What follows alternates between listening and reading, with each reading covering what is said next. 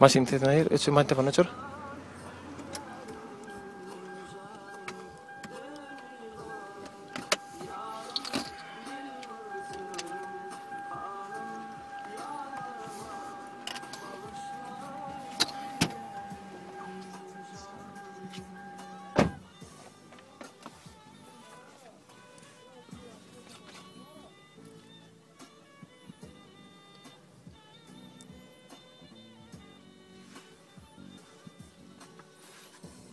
Näme bizim naşyny gaýrlarlar bar.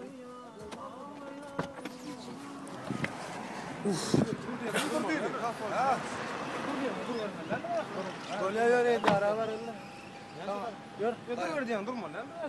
Gör edara var Allah ya. Yo, aly taýak zat ýok. Göne nistawanisa dur diýilse durulýan. Alra. Kim ol? Kim meni öldürjek bolýandyr meni? Yo, mal işi formal makynmy?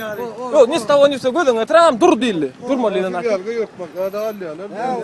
Şu hem öllümi hem ayırdık. Her gelip batpa. Edara şahar gaýadyk. Sebep şol. Sebep kızdık. Gepler gelen üçün. Şunun mu? Anne niye de gitmedin? Sen gepler o. Maşyn şahar gaýa. Şunun var mı? Ne için şahar gaýadyk? Sen ne için dıkmalı? Ne için dıkmalı? Ben ne istiyorsun? Ne darışayım? Sen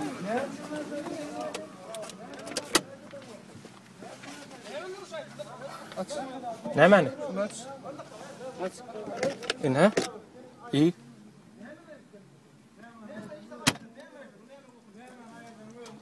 İşte adam ayırın. Yoksa da ne asıl? Yo, öler gurlaşan, normal gurlaşsınlar. Yani getirmem, patron kızım gelmem. Onun için edara var öyle. Sen 3 hakkı değil mi? Niye sattın? Aa, tayak kaldırma, ne edip dur diyenin için durma lan. Sakladın diye. Yo, ne için? Doğru da.